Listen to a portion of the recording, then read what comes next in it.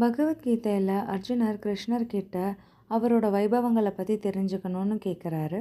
அதுக்கு கிருஷ்ணர் தன்னோட எல்லா வைபவங்களும் எல்லையற்றதுன்னு அதில் முக்கியமானதை மட்டும் தான் குறிப்பிட்றதா சொல்லிட்டு சில வைபவங்களை சொல்கிறாரு. அதை பற்றி இப்போ நம்ம பார்க்கலாம். 10வது அத்தியாயம் 20வது பதம். அகம் ஆத்மா குடாகேஷ சர்வபூதாஷயஸ்திதா அகம் ஆதிச்ச மத்யம் ச பூதானாமந்த ஏவச்ச.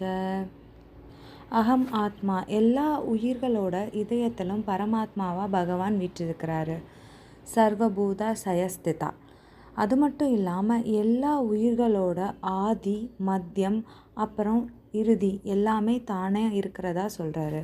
இங்கே அர்ஜுனன் குடாகேஷன், அதாவது தூக்கத்தை வென்றவர், அறியாமையை வென்றவர்னு குறிப்பிடப்படுறாரு.